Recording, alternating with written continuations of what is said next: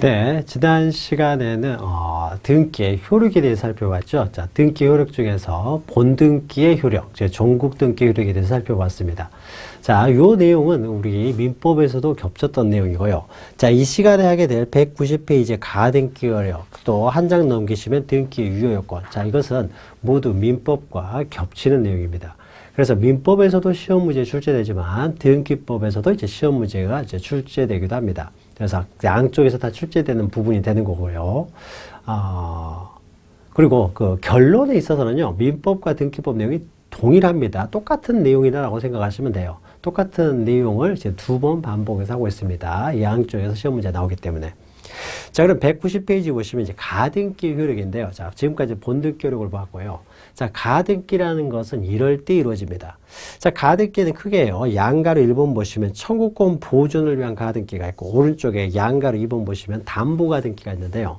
이 담보가등기는요, 여러분, 가등기 담보 등에 관한 법률, 즉 민사특별법 시간에 공부를 하시는 내용이고, 자, 양가로 1번에 있는 청구권 보존을 위한 가등기, 이것이 부동산 등기법에 나오는 내용입니다. 그래서 우리 부동산 등기법에서는 청구권 보존을 위한 가등기를 중심으로 하게 돼요. 가등기 담보가등기는 가등기 담보 등에 관한 법률에서 따로 규율을 하고 있습니다. 자, 가등기는 이런 겁니다. 자, 보죠. 자, 갑과 을이라는 사람이요. 을이 4월 1일 날 X물건 10억 원에 대해서 매매를 하였습니다. 자, 매매를 하게 되면은요, 이제 채권, 갑과 을, 갑이 이제 매도인이 되겠죠. 이 사람 매도인이고, 을이 매수인이었을 때요. 자, 매도인과 매수인은 매매 계약에 따른 갑은 을에게 10억 원에 대한 대금 지급 청구권, 을은 갑에게 X물건의 소유권 이전 등기 청구권, 이렇게 소유권 이전과 대금 지급에 대한 채권이 발생을 하는 거죠. 매매를 하게 되면.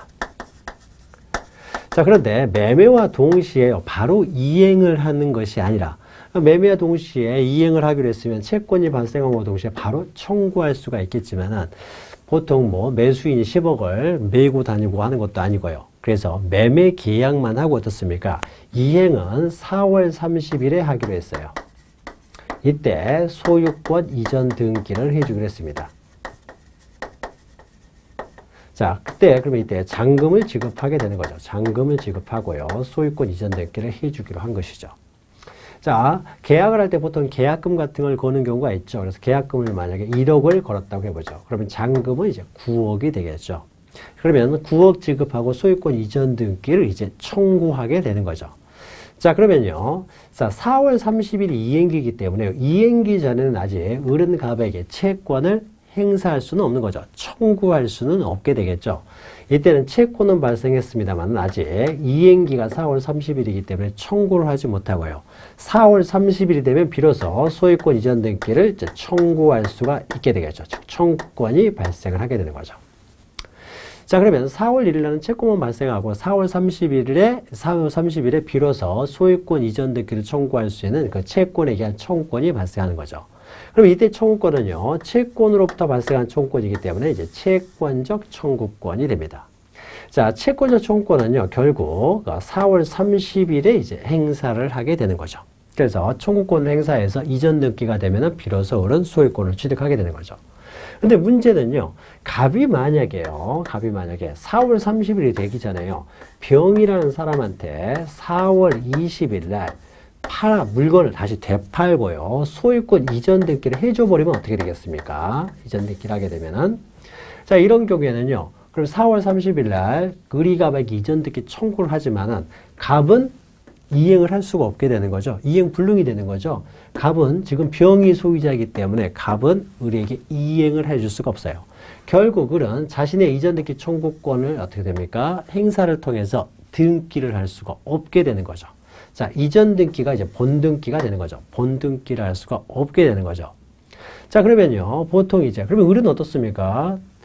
그럼 결국 갑한테요, 이제 채무 불이행에 따른 손해배상을 청구하게 되고, 뭐, 계약을 해지한다든지 해서, 계약을 해지해서,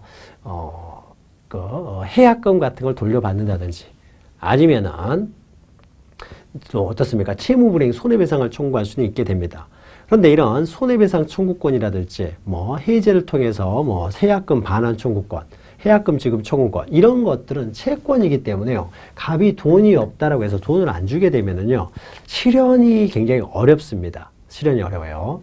자, 그러면은 결국 소유권 이전 등기를 할 수는 없고요. 그럼 결국 돈만 나갔죠. 자, 1억 원이 나갔는데 자, 채무불이익이기 때문에 해약금으로 이런 것을 계약금을 해약금으로 하는 계약금을 이제 위약금 특약을 했을 경우에는 2억에 반환 청구를 할 수 있지만은 갑이 돈 없다 그러면은 뭐 돈을 못 받는 것이죠. 또 청구권만 있어봤자 채권이라는 것은 지급을 되어야 실현이 되는 거죠. 지급이 되지 않으면은 아무런 의미가 없는 거죠.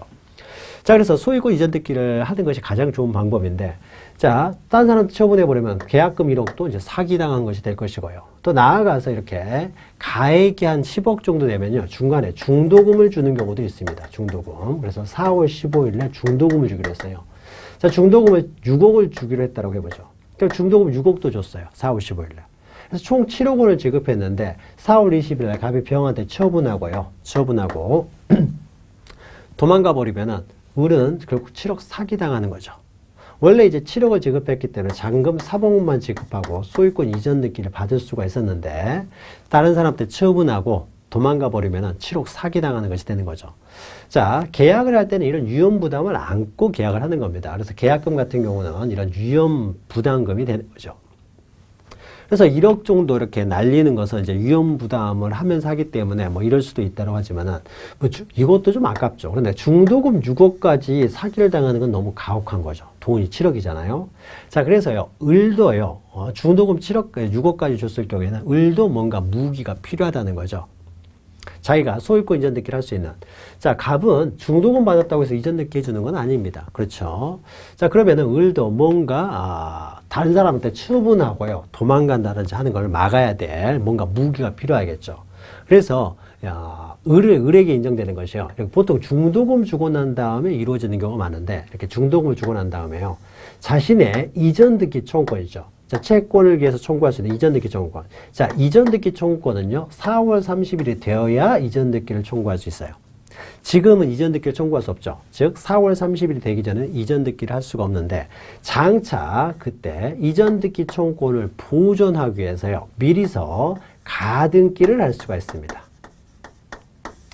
자, 이전 등기 청구라고 하는 본등기 청구를 하기 전에요. 아직 본등기는 청구할 수 없죠. 4월 30일 되기 전이니까.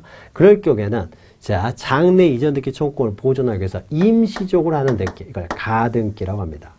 우리 법에서 가짜 들어오면은요, 이 가짜가 있으면 임시적, 잠정적 이렇게 이해하시면 돼요. 가등기를 할 수가 있다는 거죠. 자, 그러면은 가등기는 어떠한 효력이 있냐면요, 보통 일반적으로 중도금 주고 난 다음에 이제 가등기를 해주기로 또 이렇게 합의를 했어야 돼요. 자, 중도금 주기로 했지만은 가등기를 해주기로 하는 합의가 없으면 가등기를 요구할 수 없습니다. 그래서 중도금을 6억 정도 줄 때는요, 그러면 내가 중도금 줄 때 가등기를 해달라, 이런 식으로 이제 요구를 해야 되겠죠. 그래서 계약서상에 들어가게 되면은 이제 중도금 주면서 가등기를 요구하게 됩니다. 자, 그러면 가등기가 됐을 때 효력은 이런 효력이 있습니다. 자, 자, 최초의 소유자가 갑이라면요, 이래서 갑 앞으로 소유권 보존 등기가 되었을 때요. 자, 가장 일반적인 방법의 등기 이렇게 되겠죠. 갑이 소유하고 있다가요, 을 앞으로 이전 등기 되면 가장 무난한 방법이 되겠죠. 이렇게 등기가 되면 좋은데 혹시라도 갑이 다른 사람한테 팔아버릴 수가 있는 거죠. 그러니까 을도 뭔가 무기가 필요하다는 거죠. 자기 앞으로 이전 등기를 하기 위한 무기가 필요한데, 자, 무기로서요, 미리 가등기를 할 수가 있다는 거죠. 자, 가등기는요, 장차 이루어질 본등기를 예비하는 등기이기 때문에 장차 이루어질 본등기 형식을 그대로 따라서 가등기를 합니다. 자, 그러면은 소유권 이전 등기 본등기는요, 갑구에 독립된 순위번호를 붙여서 하는 등기이기 때문에 가등기도 갑구에 독립된 순위번호를 붙여서 가등기를 합니다. 그래서 을 앞으로요, 소유권 이전 등기 청구권 보존을 위한 가등기를 한다는 거죠. 가등기. 자, 이 가등기를 언제 했습니까? 이 가등기를 이제 4월 15일 날 한 거죠. 자, 이렇게 가등기를 했을 때는요, 그 다음에 본등기 할 칸을 이렇게 항상 남겨두게 됩니다. 그래서 이 장차 이루어질 본등기 형식을 그대로 취해서 가등기를 한다는 거죠. 자, 이렇게 가등기가 돼 있으면요. 자, 가등기 자체로서는요, 어떠한 효력도 발생하지 않습니다. 뭐 중도금 주고 보통 가등기라는 경우가 일반적이지만, 가등기를 했다고 하더라도요, 을이 소유권을 취득하는 건 아닌 거죠. 그래서 어떠한 효력도 발생하잖아요. 자, 먼저 청구권 보존 가등기에서요. 반갈 1번 보시면 봉등기 전에 효력해서요. 자, 동그라미 1번 보시면 가등기만으로는요. 아무런 실체법적 효력이 없습니다. 그러니까 뭐 가등기에서 어떤 걸 행사할 수 있다, 청구할 수 있다 이런 말 나오면 다 틀린 말이에요. 어떠한 효력도 발생하지 않습니다. 더 나아가서 오른쪽 보시면은 2번 보시면 그 이외에 가등기가 있다고 해서 소유권 이전 등기를 청구할 어떤 법률 관계가 추정되는 것도 아니에요. 추정적 효력도 없고요. 가등기는 어떠한 효력도 발생하지 않습니다. 어떠한 효력도. 그래서 조금이라도 어떤 효력이 발생한다 그러면 다 틀린 표현이 된다는 거죠. 어떠한 효력도 발생하지 않는다. 이렇게 기억하시면 돼요. 특히 동그라미 2번 법률관계 추정력 이런 것도 발생하지 않습니다. 이전 등기는요. 매매를 원인으로 이전 등기를 하는 거예요. 그래서 가등기 자체에 매매를 원인으로 소유권 이전 등기를 청구할 수 있는 어떤 법률상 권리가 추정되는 효력도 없습니다. 자, 어떠한 효력도 없고요. 다만 가등기가 효력을 발생하는 것은요. 본등기가 됐을 때 그때 가등기 효력이 발생합니다. 자, 그러면 가등기 자체로는 어떠한 효력도 발생하지 않고요. 자, 만약 이렇게 가등기가 된 상태에서요. 병 앞으로요. 삼음해가지고 병 앞으로. 자, 가등기가 됐다고 하더라도 여전히 갑이 소유자라는 거죠. 갑이 소유자이기 때문에 갑은 병에게 소유권을 이전할 수가 있습니다. 그래서 병에게 소유권 이전 등기가요. 이전 등기가 4월 20일 날 됐다라고 해보죠. 자, 그러면 4월 20일 현재요. 병이 소유자가 됩니다. 병이 소유자예요. 그래서 갑으로부터 이제 병이 소유권을 취득하면 병이 소유자가 됩니다. 자, 그런데 병 앞으로 소유권 등기가 되어 있다라고 하더라도요. 을은 가등기가 되어 있으면은요. 4월 30일이 되면은 을은 갑에게 소유권 이전 등기를 청구할 수가 있게 됩니다. 자, 그러면은 자, 4월 30일이 돼서요. 자, 현재 소유자는 병이지만 병으로부터 이전 등기를 받는 게 아니에요. 지금 등기는 밑에서 위로 올라가는 게 없습니다. 다 위에서 밑으로 내려가는 거예요. 따라서 갑으로부터요. 을은 본등기를 할 수가 있어요. 자, 이해가지고 을 앞으로 소유권 이제 이전 등기, 본등기를 하는 거죠. 이 본등기가 실질적으로 이전 등기가 되는 거죠. 본등기가 이전 등기가 되는 거죠. 자, 본등기를 했어요. 자, 그러면은 4월 30일 날 본등기를 했다라고 해보죠. 자, 그러면 을은 언제 소유권을 취득합니까? 본등기를 했을 때 이때 소유권을 취득하게 되는 거죠. 가등기 할 때 소유권을 취득하는 게 아닙니다. 이때 소유권을 취득하게 돼요. 자, 그러면은 소유권 취득 일시는 4월 30일이 되는 거죠. 자, 그런데 병은 언제 소유권을 취득해요? 4월 20일 날 소유권을 취득했죠. 자, 그러면요. 자, 을과 병은 어떻습니까? 다 동일한 소유자로부터 소유권을 넘겨받은 사람이 되는 거죠. 자, 한 사람으로부터 소유권을 두 사람이 이중으로 소유권을 넘겨받을 수는 없죠. 소유권은 배타적 권리이기 때문에 한 사람이 소유자면 다른 사람은 소유권을 취득할 수가 없게 되는 거죠. 자, 그러면 한 사람으로부터 두 사람이 소유권을 취득했을 때, 자, 누가 소유권을 취득합니까? 원칙적으로. 먼저 소유권을 취득한 사람이 소유권을 취득하는 것이죠. 그러니까 일반적으로 보면은 병이 먼저 소유권을 취득했기 때문에 병이 소유권을 취득할 것처럼 보이지만요. 먼저 병이 소유권을 취득했지만은, 자, 권리의 순위는요, 뭘 보고 따지냐면요. 같은 구에 있는 권리는요. 순위 번호를 보고 권리의 순위를 정하게 됩니다. 자, 병이 먼저 소유권을 취득했지만 병은 어떻습니까? 3번 순위의 소유권자고요. 을은 어떻습니까? 소유권 이전 등기, 본등기를 하게 되면 2번 순위의 소유권자가 되어버리는 거죠. 소유권 취득 일시는 을이 느리지만요. 을은 2번이고 병이 3번이 되는 거죠. 자, 같은 등기부에 등기되어 있을 때는 같은 구에서는 순위 번호에 따른다는 거죠. 자, 을이라는 사람이 가등기가 안 돼 있었으면 어떻게 했습니까? 가등기가 안 돼 있으면 병이 2번으로 소유권을 취득하고 을이 3번으로 소유권을 취득하겠죠. 그러나 을 앞으로 먼저 가등기가 돼 있다 보니까 어떻게 됩니까?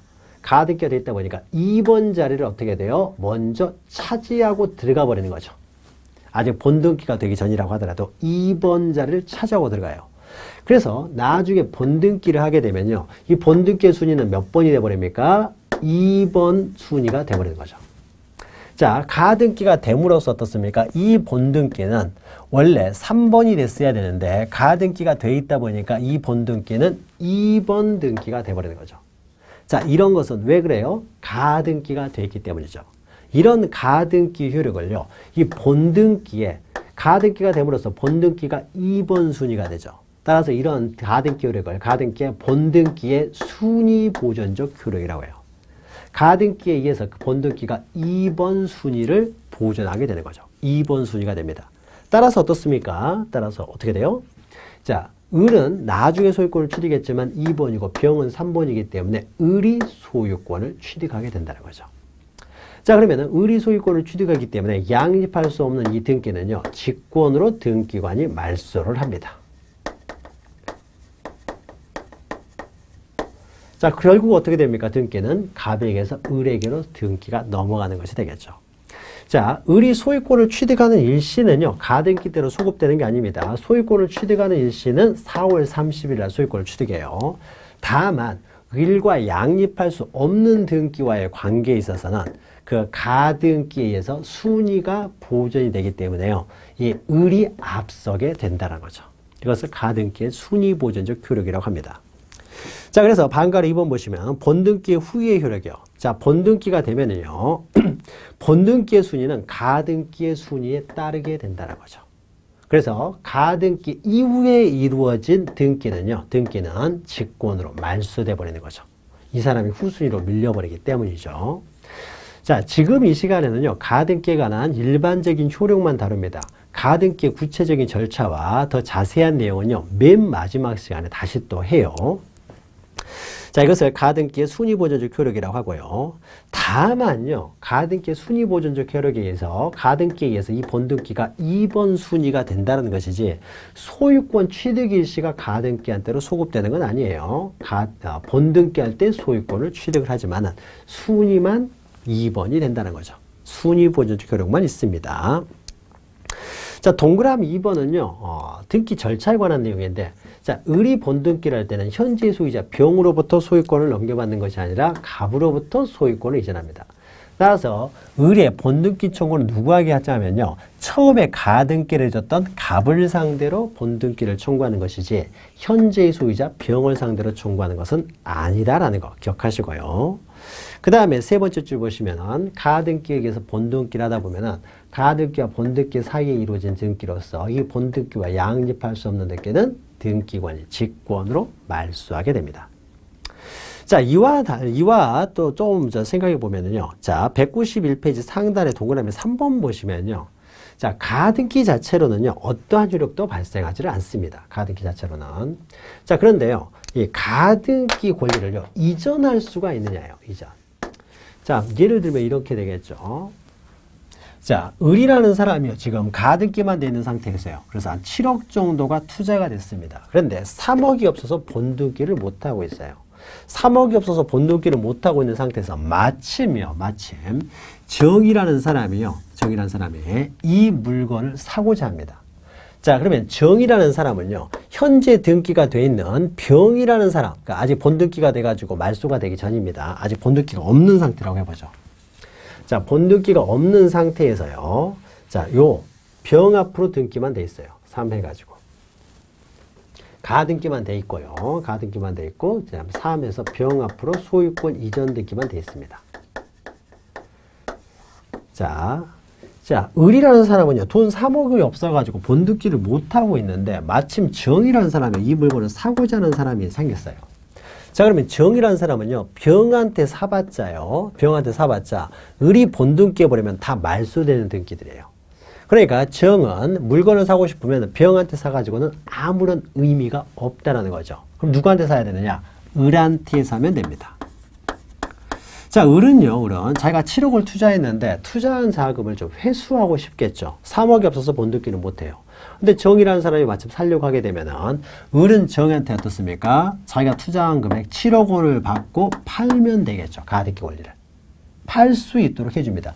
그럼으로써요, 투자한 자본을 회수할 수 있는 기회를 줘야 되겠죠.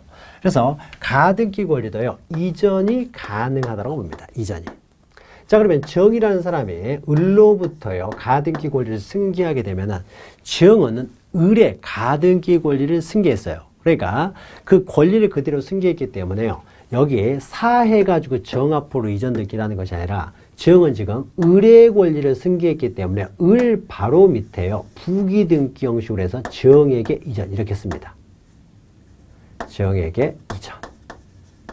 이게 부기등기를 해야 어떻습니까? 정이라는 사람이 본등기를 통해서 소유권을 취득할 수 있게 되겠죠. 그래서 가등기, 이전등기도 가능해요. 이전등기는 새로운 순위번호를 기록하는 것이 아니라 이렇게 부기등기 형식으로 을의 권리를 그대로 승계하기 때문에 부기등기 형식으로 이전등기를 하게 됩니다. 그러면은 가등기 권리가 정에게 이전되면요. 자, 정이 을한테 7억 주고 샀어요. 그러면 나중에 정은 갑한테 얼마 주고 본등기를 하면 됩니까? 잔금 3억 원만 주고 본등기를 하면 되겠죠. 그래서 잔금 3억 원 주고 정이 어떻게 돼요? 본등기를 하게 됩니다. 소유권 이전등기. 자, 그러면은 정이 이제 소유권을 취득하게 되는 거죠. 정이. 그러니까 정이 어떻습니까? 갑으로부터 본등기를 한다는 거죠. 지금 현재 가등기 권리자는 정이기 때문에 정이 갑으로부터 본등기를 하게 되는 거죠. 그러니까 정이 갑으로부터 본등기를 하게 되면은 갑으로부터 소유권을 취득한 병은 3순위고 정은 2순위가 되기 때문에 정이 소유권을 취득하게 되는 거죠. 그러면 이등기는 또 직권으로 말소되는 거죠. 자, 그래서 가등기 권리도 이렇게 부기등기 형식으로 이전은 가능하다는 거죠. 그래서 동그라미 3번의 세 번째 줄에 있죠. 가등기상 권리도 이전이 가능하고 다만 이런 가등기상 권리 이전 등기는 가등기에 대한 부기등기 형식으로 한다라는 것이죠. 자, 요거 기억하시면 됩니다. 자, 가등기에 대해서 보다 자세한 내용은요, 우리가 맨 마지막 시간에 하게 됩니다. 자, 밑에는요, 이제 담보가등기인데요. 담보가등기는요, 청구권 보존을 위한 가등기하고는 좀 다릅니다. 자, 지금 가등기는 을이요. 소유권 이전 등기 청구권. 자, 매수인이 하는 거죠. 매수인이 자신의 소유권 이전 등기 청구권을 보존하기 위해서 하는 등기예요. 이게 가등기예요. 그래서 청구권 보존을 위한 가등기는 그 자체로는 어떠한 효력도 없고요. 본등기를 했을 때 그 순위 보존적 효력만 인정이 됩니다. 그런데 담보가등기는 이런 게 담보가등기입니다. 이런 뭐 민법에서 공부를 하시는 거죠. 자, 민법에서요. 갑이라는 사람이 을에게서 돈을 빌립니다. 이 사람 채권자죠. 채권자. 이 사람 채무자고요. 자, 채권자는요, 돈을 빌려주고 X 부동산에 대해서 담보를 잡는 방법으로는요, 저당권을 설정할 수가 있는데, 저당권을 설정하지 않고요, 저당권 설정하지 않고, 단순히 가등기만 해둔다는 거죠, 가등기.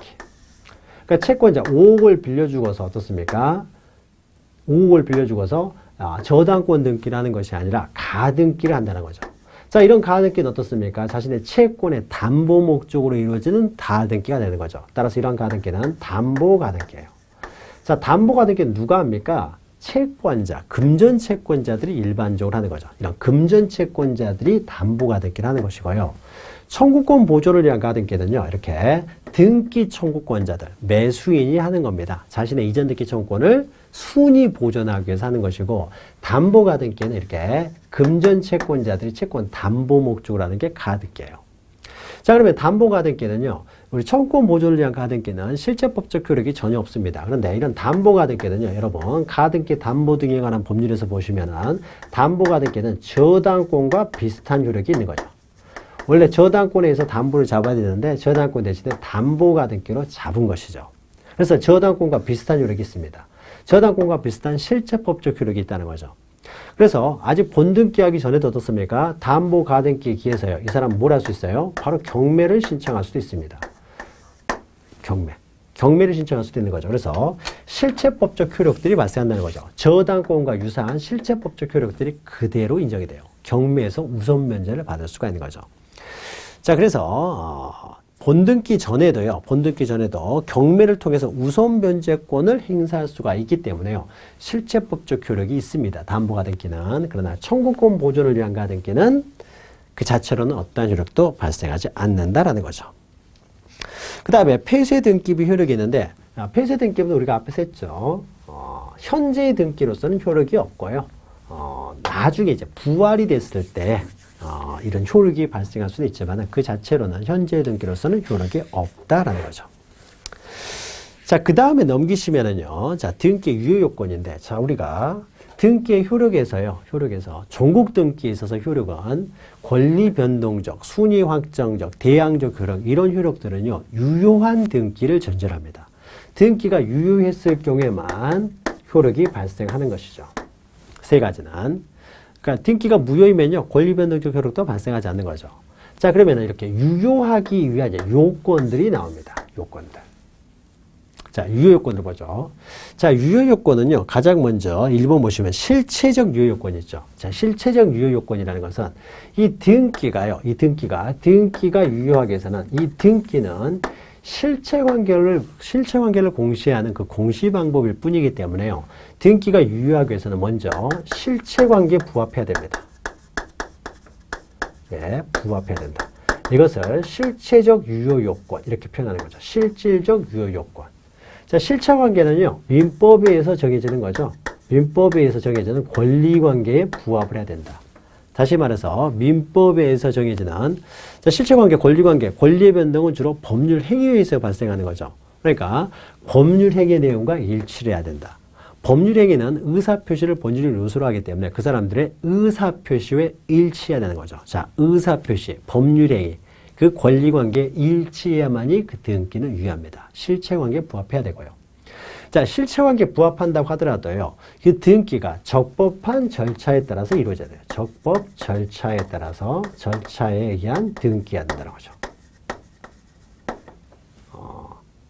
적법 절차에 적법한 절차 이거 뭐죠? 적법한 절차에 의해서 이루어져야 된다는 거죠. 자, 그러면 적법한 절차는 어디서 규정하고 있냐면요. 등기 절차는 부동산 등기법에서 규정하고 있는 거죠. 그래서 부동산 등기법에서 규정하고 있는 그 적법한 절차에 따라서 이루어진 등기가 된다는 거죠. 그래야만이 원칙적으로 유효하다는 겁니다.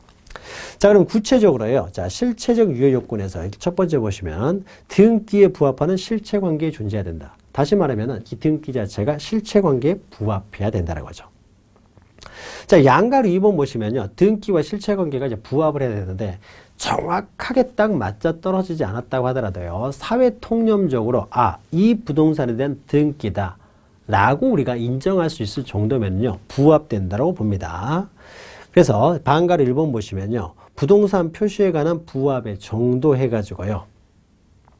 자, 첫 번째 줄에 있죠. 다소 부동산 표시에 관해서 기록된 내용과 실제 부동산과 약간의 차이가 있다고 하더라도요.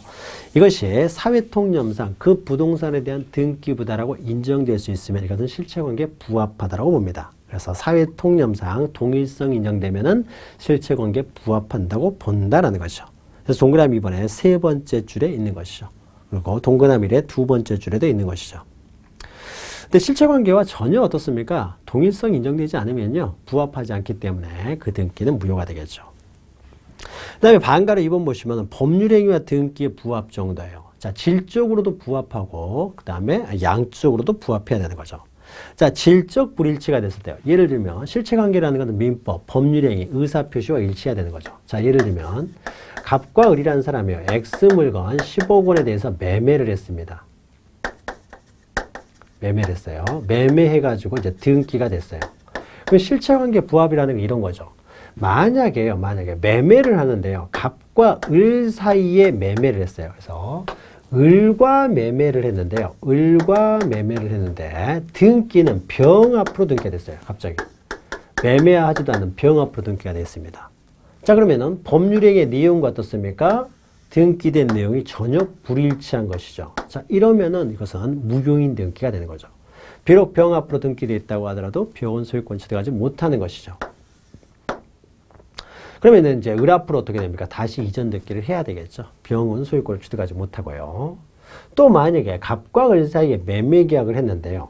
자, X 부동산에 대해서 매매 계약을 했는데 등기는 Y 부동산이 등기가 됐어요. 자, 이렇게 되면 어떻습니까? 이것도 어떻습니까? 질적으로 전혀 다르죠. 객체, 대상이 전혀 불일치하는 거죠. 그러면 Y 부동산에 대해서 등기가 되어 있다고 하더라도 이것은 무효인 등기가 되는 거죠. 어떠한 등기 효력도 발생하지 않는다라는 거죠. 무효다라는 거죠. 등기는 무효가 됩니다. 또 만약 이럴 수도 있는 거죠. 자, X 부동산에 대해서요. 갑과 을 사이에 전세권 설정 계약을 했습니다. 전세권 설정 계약을 했는데 등기는 임차권 등기가 됐어요. 이것도 어떻습니까? 그 내용에 대해서 불일치한 게 되는 거죠. 그래서 내용, 객체, 당사자 이런 불일치가 있게 되면은요. 이 등기는 어떻게 됩니까? 이 등기는 무효가 되는 거죠. 실체관계와 부합하지 않는 등기로서 무효가 되는 거죠. 자, 질적으로 불일치하면 이제 무효가 된다라는 것이죠. 그리고 2번의 양적 불일치는 이런 거죠. 자, 양적 불일치는요. 자, 갑과 을 사이에요. 이렇게 두 필지의 토지를 이제, 갑이요. 두 필지를 소유하고 있어요. 자, X, Y 두 필지를 소유하고 있습니다. 그래서 갑과 을 사이의 매매는요. 매매는 두 필지를 소유하고 있는데 매매는 X 필지 한 필지에서만 매매를 했어요. 그런데 매매에 따른 등기는 어떻게 되냐? 매매하지도 않은 X 필지와 옆에 있는 Y 필지까지 등기가 됐어요. 자, 그러면 효력이 어떻게 되겠습니까? X 필지에 대해서는 매매 계약을 했기 때문에 X 필지는 당연히 유효가 되겠지만은 또 하지 않고 등기되어 있는 Y 부동산은 당연히 무효가 되겠죠. 그러니까 어떻습니까? 법률행위의 범위 내에서만 유효하게 되겠죠. 법률행위의 범위. 법률행위의 내용이 등기된 양보다 적어요. 등기된 양이 더 많다라는 거죠. 이런 경우에는 법률행위의 범위 내에서만 유효하게 되는 거죠. 자, 그런데요. 반대로요. 매매는 X필지, Y필지 두 필지에 대해서 매매 계약을 했어요. 그런데 등기는요. X만 등기가 돼버렸다는 거죠. 자, 이랬을 때 효력은요. 그러면은 X는 매매 계약을 했으니까 X라도 유효하냐? 자, 이렇지는 않습니다. 자, 을의 입장에서는요. 이게 40평, 60평 해가지고 100평에다 건물을 지으려고 100평을 샀는데 40평만 등기가 되고 60평이 등기가 안 됐기 때문에 을은 지금 X 부동산만 소유권을 취득한 상태가 되잖아요. 자, 그러면은 자신의 그 법률행위를 한 목적을 달성할 수 없게 되는 거죠. 자, 이런 경우에는요. X만 됐기 때문에 이런 경우에는 원칙적으로요. X만이라도 유효한 것이 아니라 전부니까 어떻게 됩니까? X, Y 전부가 어떻게 돼요? 다 무효가 된다는 거죠. 다 무효가 된다. 전부가 무효가 된다. 그러나 예외적으로요. 만약에 자, 을이요. X 부동산만이라도 그러니까 전부 다 무효가 되니까요. 대금을 한 푼도 지급할 필요 없다는 거죠. 이 부동산도 이제 갑에게 소유권이 넘어갈 것이고 대금을 한 푼도 지급할 필요가 없고요. 근데 예외적으로 을이 X 부동산만이라도 사고자 하는 가정적 의사가 인정되고요. 또 갑도 X 부동산만 팔려고 하는 가정적 의사가 인정된다면 굳이 전부를 무효로 할 필요는 없겠죠. 그래서 X만 어떻게 돼요? 유효로 한다는 거죠. 다시 말해서 Y만 무효가 된다는 거죠. 해도 상관이 없다는 거죠. 자, 그러면은 이런 거는 뭐와 비슷합니까? 우리가 여러분 민법 총칙에서 일부 무효의 원칙이 그대로 적용되는 거죠. 그래서 법률행위의 양이요. 등기된 양보다 많아요. 등기된 양이 법률행위 양보다 적습니다. 이런 경우는 일부 무효의 법률에 따라서 원칙적으로는 전부가 무효가 된다. 그러나 당사자의 가정적 의사에 있어서 등기된 내용만이라도 유효하고자 하는 가정적 의사가 인정됐을 경우에는 등기된 내용만에 대해서는 유효하다라는 것이죠. 자, 일부 무효의 범주로 간다는 거죠. 자, 이것이 질적 불일치, 얄적 불일치에 관한 내용이고요. 자, 그 다음에요. 권리 변동 과정의 실체관계에 부합하지 않는 경우에요. 자, 요건 이제 민법 시간에 자주 다루시는 내용일 텐데요. 자, 여기서 주로 시험 문제는 나오는 거죠. 자, 193페이지 보시면 양가로서 한번 보시면요. 먼저 실제와 다른 등기 원인에 의한 등기입니다. 실제와 다른 등기 원인에 의한 등기는요. 여러분 민법에서 통정 허위 표시에서 나오는 거죠. 자, X 부동산에 대해서요. 갑과 을 사이에서는 의사는 모두 증여를 하고자 하는 의사였습니다. 아버지와 자식이었어요. 그런데 증여세가 많이 나온 것을 염려하여 그걸 피하기 위해서요. 표시는 뭐라고 했느냐? 표시는 매매한 것처럼 표시를 했다는 거죠. 표시는. 자, 그러면은, 자, 의사표시가 불일치하는 거죠. 의사표시가 불일치합니다. 서로의 의사표시가 불일치한데 서로 짜고 이루어졌죠. 그러면 이런 것들은 이제 갑이 어떻게 돼요? 통정허위 표시가 되겠죠. 을과 짜고 비진이 표시를 한 것이고, 을도 갑과 짜고 비진이 표시를 했기 때문에 갑과 을의 의사표시는 모두 통정허위 표시가 되는 거죠. 그러면은 이런 통정허위 표시에서 이루어지는 이 매매를 우리는 가장매매라고 하는 거죠. 자, 그러면은 통정허위 표시가 무효이기 때문에 가장매매도 당연히 무효가 되는 거죠. 자, 그러면요. 자, 등기가요. 1에서 갑에게서 2에서 을 앞으로 소유권 이전 등기가 이미 돼 있어요. 소유권 이전 등기. 근데 매매한 것처럼 꾸며가지고 등기가 됐습니다. 그래서 등기 원인은요. 매매라고 돼 있어요. 자, 그런데 매매는 무효라는 거죠. 자, 매매가 무효면은요. 매매가 무효면 이 등기도 무효가 되느냐예요. 자, 그런데 갑과 을 사이에서는 이 증여 계약이 있었죠. 자, 증여는 어떻습니까? 갑과 을 사이에 의사가 합치가 되어 있기 때문에 이 은닉행위요. 이 은닉행위는 어떻습니까? 이것은 유효하다는 거죠.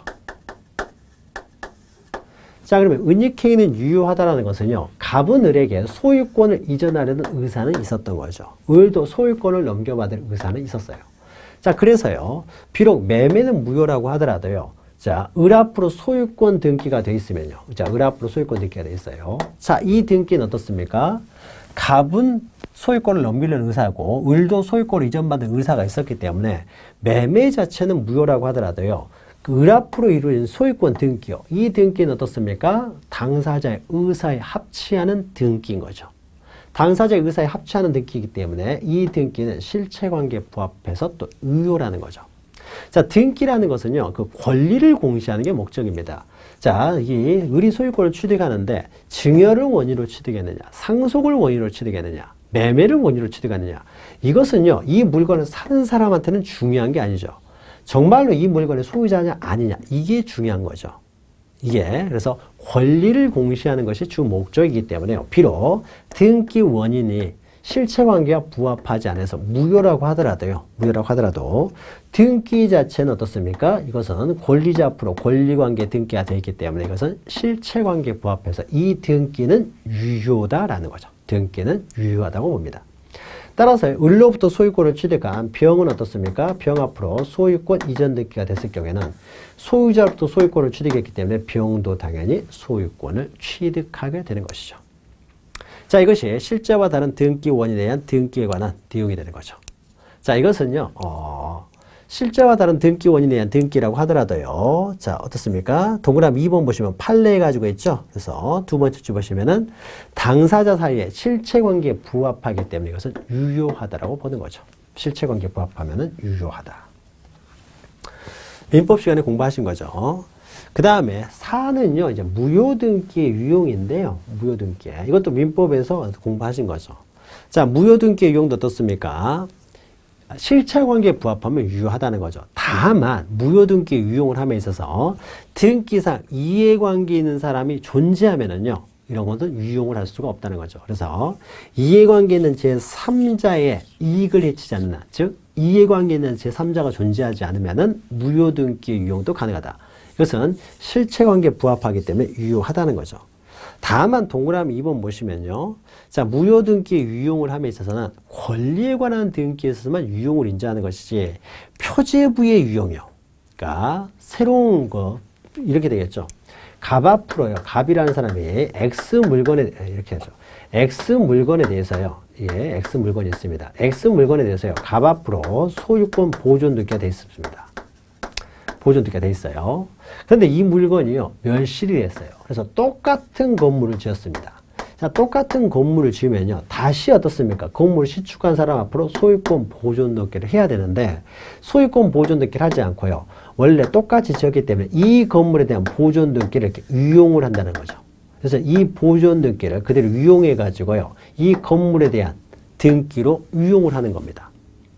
자, 그런데요, 우리가 보죠. 이 X 건물, 무너진 건물과요, 새로 신축한 건물은요, 동일할 수가 없는 거죠. 아무리 똑같이 짓는다 그래도 동일한 건물이 될 수가 없는 거죠. 자, 그래서 어떻습니까? 서로 다른 물건, 전혀 다른 물건에 대해서요, 유용을 하게 되면 이것은 실체관계에 부합하는 게 아니에요. 이 건물에 대한 등기였지, 이 건물에 대한 등기로요, 이 건물에 대한 등기로 볼 수가 없는 거죠. 이것은 전혀 다른 건물이기 때문에 실체관계에 부합하는 등기로 볼 수도 없습니다. 따라서요, 이렇게 새로운 건물에 대해서 이렇게 보존 등기를 유용하는 거. 보존 등기를 유용한다는 것은 이 건물에 대한 표제부를 원래 이 멸실된 건물의 표제부로 유용을 하는 것이죠. 자, 이런 것은 안 된다라는 거죠. 새롭게 보존 등기를 해야 됩니다. 그래서 표제부의 유용이 안 된다는 것은 보존 등기의 유용이 안 된다라는 거죠. 똑같은 말입니다. 표제부 유용은 안 된다. 자, 요거죠. 이렇게 중요한 내용이죠. 자, 그 다음에요, 여러분. 자, 양가로 5번 보시면 이제 중간생략 등기가 있죠. 자, 이 중간생략 등기도 여러분 민법에서 많이 다루시는 거죠. 자, 중간생략 등기는 자, 갑에게서요. 을과 매매 계약을 했어요. X물건 매매 계약을 하고요. 자, 을이 아직 소유권을 취득하기 전에 다시 전매 계약을 해버린다는 거죠. 병합으로. 자, 그러면은 소유권에 취득하는 과정은 이렇게 되겠죠. 최초에 갑이 소유하다가 그 다음 2에서 을 앞으로 그 다음에 3에서 병 앞으로 이전 등기가 돼야 되는 거죠. 자, 이전 등기가 돼야 되는데 이렇게 등기를 하지 않고요. 중간 생략을 해가지고 갑에게서 2에서 바로 병 앞으로 등기가 됐다는 거죠.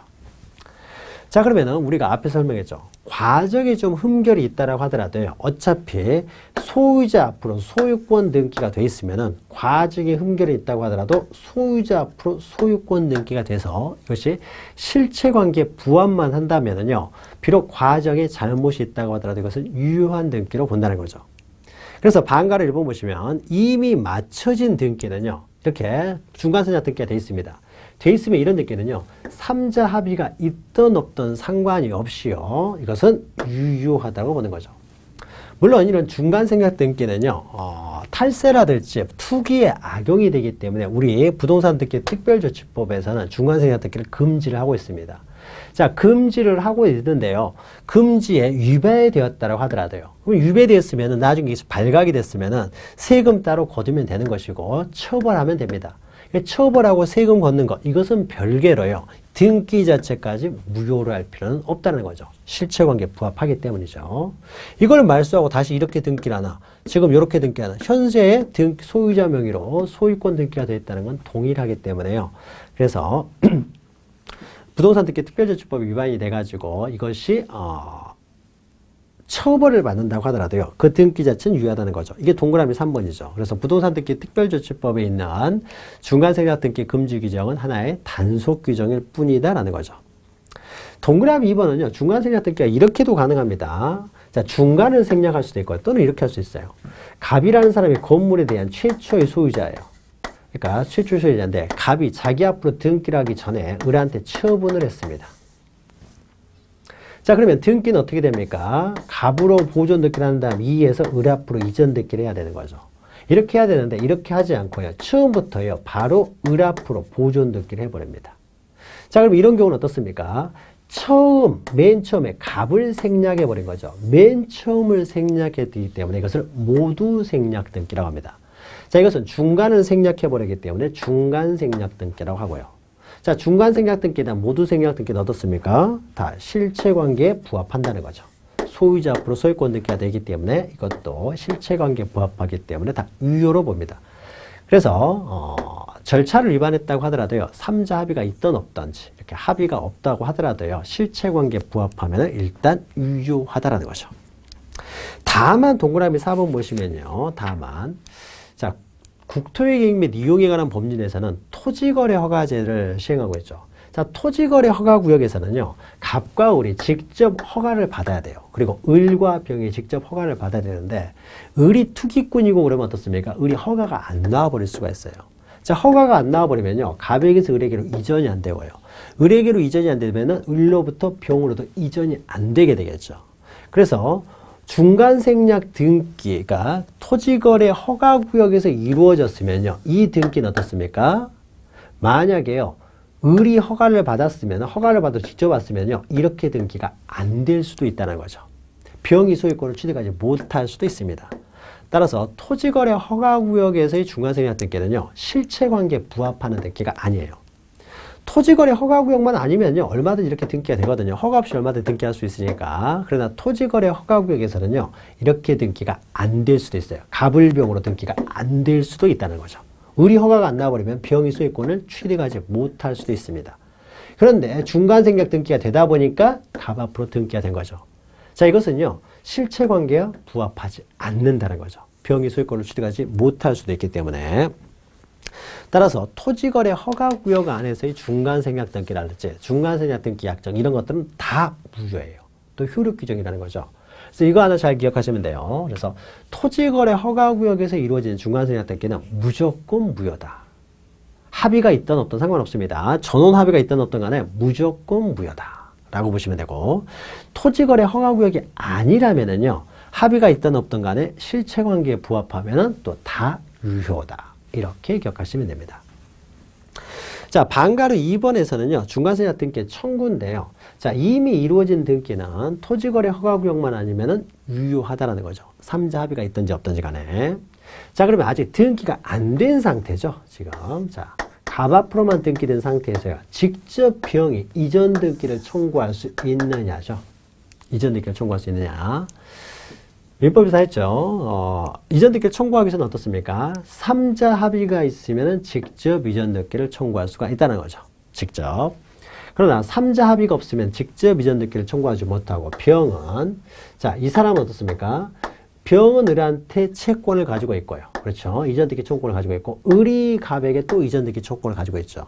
따라서 병은 자신의 채권을 보존하기 위해서 을이 갑에게 가지고 있는 이전 등기 청구권을 대위해서만 행사할 수가 있는 거죠.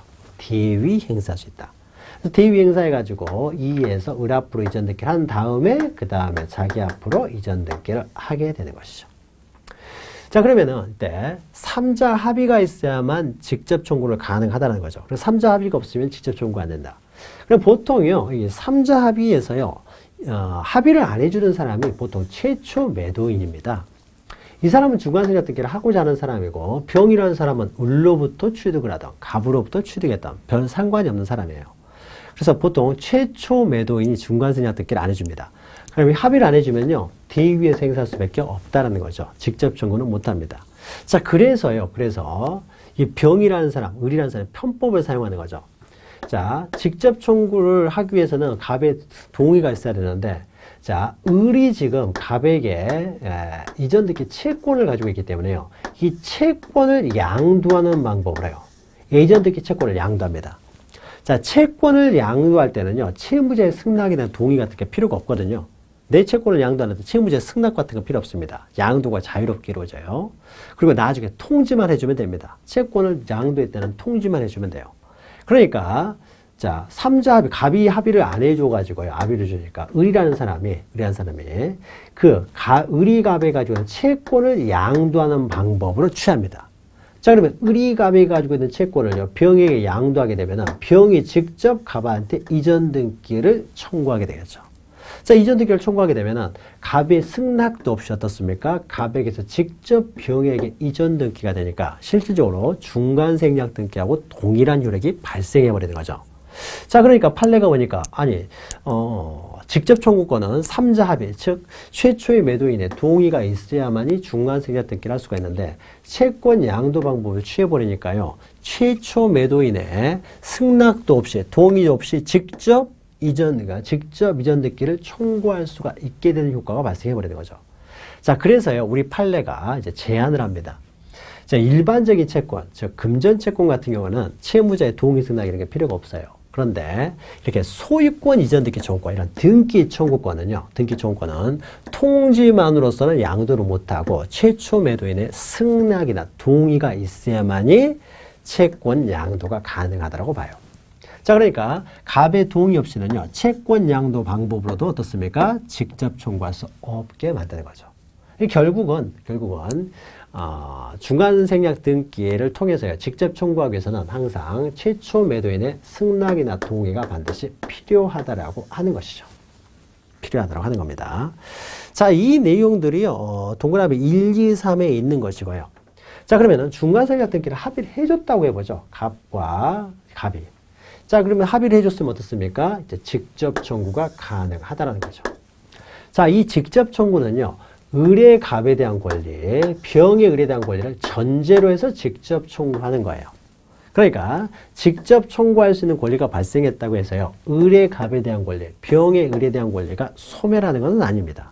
이 두 가지 전제를 해서요, 권리가 있다는 걸 전제로 해서 직접 청구하는 거예요. 전제로 해서 3자 합의가 있어서. 근데 만약에요, 갑과 을이요, 만약에 이 계약을 해지해버리면 어떻게 됩니까?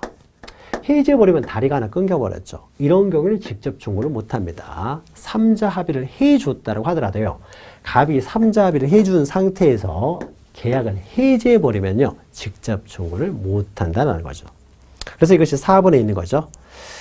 이전 등기 청구권이 소멸되는 것은 아니다라는 것이죠.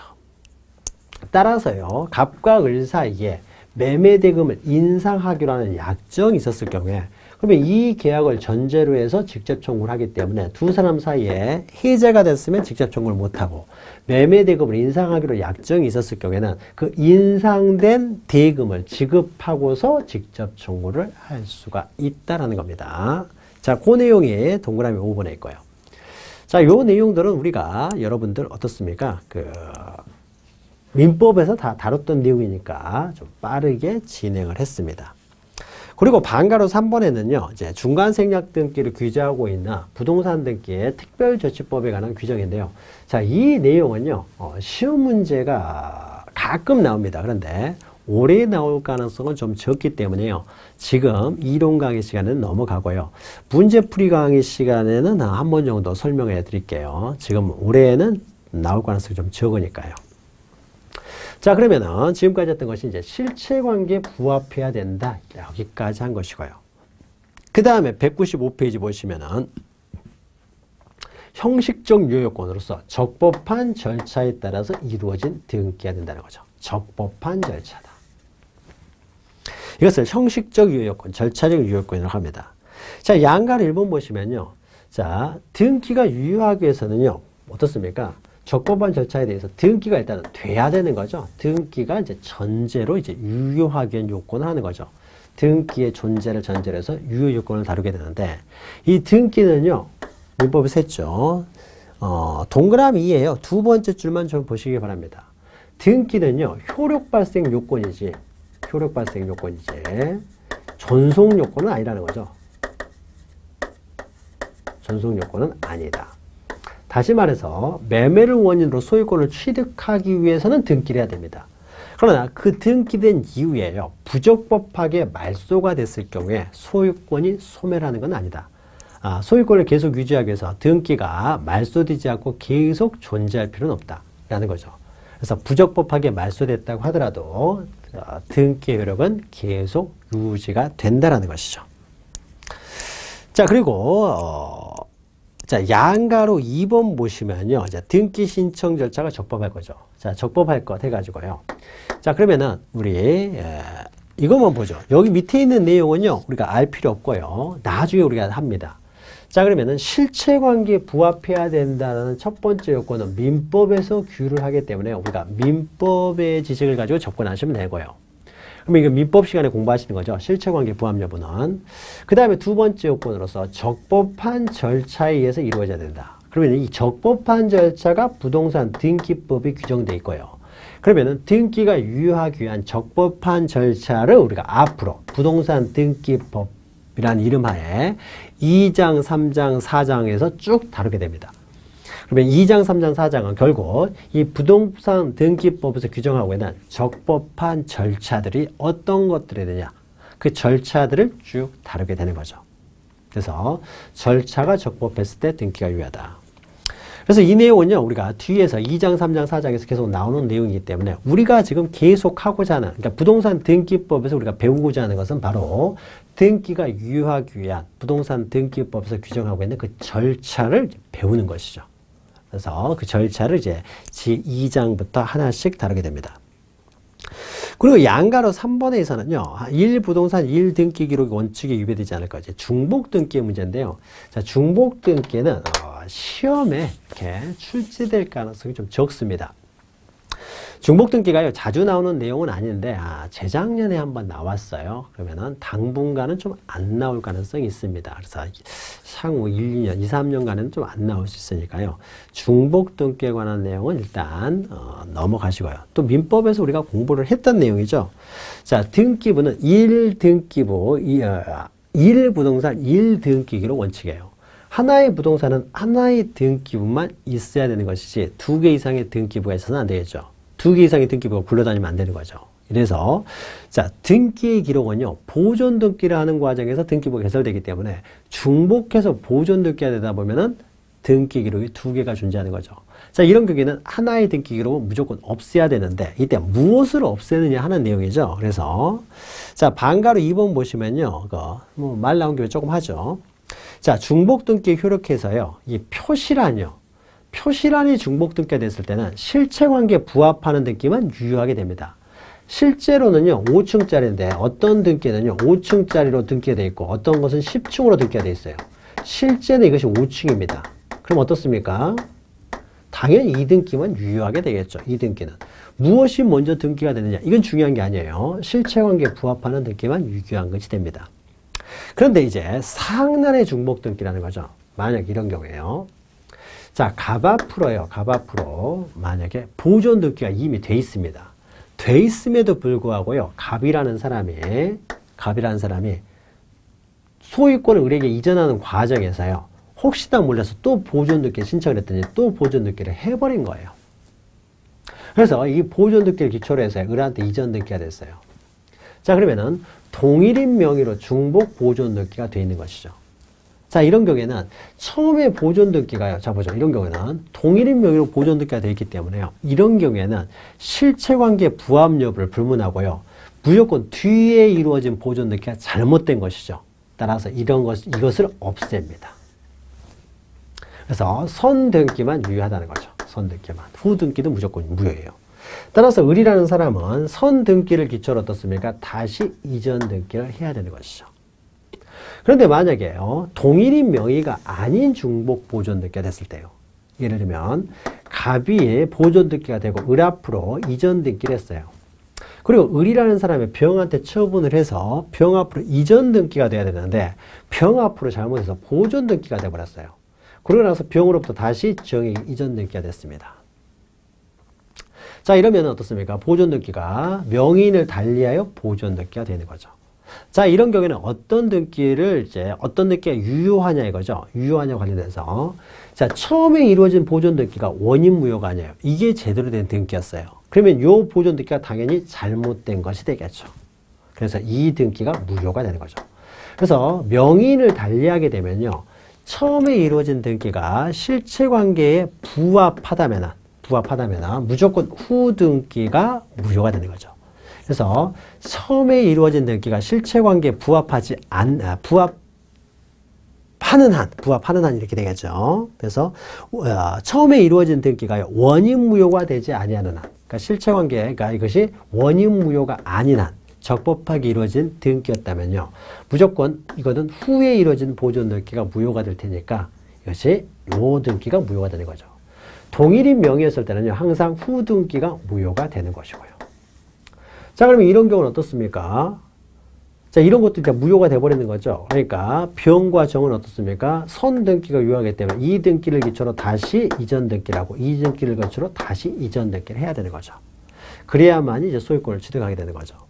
자, 이것이요. 중복 등기의 반가로 있는 효력입니다. 그래서 중복 등기 효력은요. 동일인 명의의 중복 등기에 있어서는 후 등기가 항상 무효가 되고요.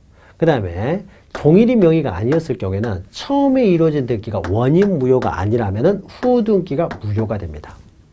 자, 무효가 되니까요. 어떻게 해야 됩니까? 다시 이렇게 등기를 해야 되는 거죠. 다시 등기를 해야 되는데요. 현실에 있어서는 이런 경우가 생길 수 있는 거죠.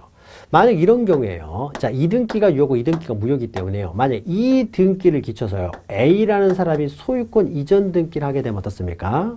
아무리 이 등기가 남아있다라고 하더라도요. 야, 병, 정, 이 등기는 다 무효이기 때문에 A가 소유권을 취득해버리는 거죠. 그러나 이런 일이 현실에서 이루어지는 없겠죠. 을이라는 사람이 병한테 팔았는데도 불구하고 자기 이름으로 등기가 돼 있다는 거, 중복 등기에 관한 내용들을 다 알아가지고 팔아먹어버렸어요. 을이라는 사람은 범죄행위니까요. 이렇게 교도소 가서 생각을 하면서 이렇게 하는 경우는 거의 없는 거죠. 만약 이렇게 됐으면은요, A가 소유권을 취득하게 됩니다. 자, 그러니까요, 빨리 어떻습니까? 이런 일이 발생하기 전에 실체관계에 부합하는 이런 등기를 빨리 해야 되겠죠. 빨리 해야 되는데요, 시간이 간격이 있을 거 아니에요. 그래서요, 사실 어떻습니까? 이렇게 등기를 하게 되면은요, 결국 어떻게 돼요? 이 등기하고 똑같은 등기가 되는 거잖아요. 사실 이 등기가 실체관계는 맞죠. 이 등기가 실체관계는 맞죠. 어차피 이렇게 등기를 해야 되니까요. 실체관계는 맞는 등기이지만은 중복 등기가 됐을 때는 이 등기가 무효이기 때문에 이 등기가 무효가 됩니다. 다만 등복 등기의 유효 무효의 문제와는 다르게요. 비록 이 등기가 무효라고 하더라도요. 다시 이렇게 등기를 하려면 시간적 간격이 있고 하니까요. 어떻게 해버리냐면요. 등기소에서는요. 요 등기를 없애버립니다. 이렇게요. 실체관계에 부합하는 등기를 하지 않고요. 어떤 등기를 없애버려야 되냐? 요 등기를 없애버려요. 요 등기를. 이렇게 정리를 해버립니다. 얼른 정리를 하는 거죠. 그러니까 처분되기 전에 빨리 어떻게 돼? 이걸 폐쇄시켜버리면 되겠죠. 폐쇄시켜버리면요. 이 등기를 기초로 이전 등기를 하기 전에 얼른 폐쇄를 시켜버리는 거죠. 얼른 폐쇄를 해버리면 어떻습니까? 실체관계에 부합하는 등기니까 아무 문제가 없는 거죠. 그렇죠? 자, 이건 좀 어려운 내용인데요. 그래서 중복 등기의 효력 문제예요. 이제 효력 문제에 있어서는 이것만 유효하고 이건 무효가 됩니다. 그러나 오른쪽에 있는 중복 등기 정리를 할 때는요. 무효인 등기부를 정리하는 것이 아니라요. 실체관계를 보니까 이게 유효해요. 이게 실체관계에 더 부합을 합니다. 그러면은요. 다시 실체관계에 부합하는 등기를 하기 전에 이걸 아예 없애버립니다. 없애버리면 어차피 똑같은 등기가 될 테니까요. 그래서 정리는 실체관계에 부합하는 쪽으로 정리를 해버린다라는 거죠. 비록 무효이지만은 정리는 이것을 남기고 이걸 없애버린다라는 거죠. 그래서 실체관계의 중복 등기의 효력 문제와 중복 등기 기록을 정리하는 문제는 별개의 문제예요. 그래서 구별해서 보시면 되는데, 자, 요 문제가요, 좀 어렵긴 합니다만은, 자주 나오는 문제는 아니기 때문에 이해하는 만큼만 이해하시면 되는데, 자, 197페이지 상단에 보면요, 중복 등기 기록의 정리는요, 토지합니다, 토지만. 토지만 이렇게 정리를 한다라고 특별한 규정을 두고 있고, 그 다음에 2번 보시면 중복 등기 기록의 정리는요, 실체 권리 관계에 영향을 미치지는 않습니다. 그러니까 이렇게 정리가 됐다고 하더라도 원래 이것은 무효인 등기를 기초로 해서 이루어지는 등기예요. 그러나 서로가 다툼만 없으면 이렇게 한다고 하더라도 아무런 문제는 없다는 거죠. 근데 만약에 혹시요, 이 을로부터요, 소유권을 넘겨받은 A라는 사람이 존재했을 때요. 자, 이런 경우에는 어떻습니까? A가 소유자가 돼버립니다. 그러니까 얼른 빨리 이제 없애야 되는데, 그러면은, 비록 이런 식으로 정리를 했다라고 하더라도 이미 을로부터 A가 소유권을 취득했을 때는 어떻게 돼요? A가 소유권자가 되는 거예요. 따라서 중복등기 정리는 편리를 위해서 빨리 이렇게 정리를 하는 것이기 때문에 실체적 효력이요. 그러니까 누가 소유자냐. 그래서 실체관계에 영향을 주는 것은 아닙니다. 실체관계에 영향을 미치지는 않는다. 자, 1번, 2번 요것만 좀 기억하세요. 토지에 대해서 인정되고 실체관계에 영향을 미치지 않는다. 중복 등기 정리는 효력 문제하고 정리 문제는 좀 다르다라는 거죠. 만약 이 부분이 이해가 안 되시면요. 출제 가능성이 좀 적기 때문에요. 그냥 이해하지 않고 넘어가셔도 되리라고 봅니다. 자, 좀 긴 시간을 했는데요. 자, 이렇게 해서요. 자, 우리 제2일장 부동산 등기에 대한 일반론을 했습니다. 자, 부동산 등기 일반론은요, 민법하고 상당히 많이 겹치는 내용이고요. 다만, 민법하고, 겹치지 않으면서 특히 중요한 내용들, 그러니까 겹치긴 하지만 또 등기법에서 중요한 내용으로서 1장에서는 구분 건물 등기법이 있었죠. 그래서 구분 건물 등기법을 잘 이해하시기 바랍니다. 자, 그러면요, 다음 시간부터는 이제 본격적으로요, 등기가 유효하기 위한 적법한 절차에 관한 부동산 등기법의 규정들을 자, 2장부터 하나씩 살펴가도록 하겠습니다. 자, 다음 시간에 뵙겠습니다.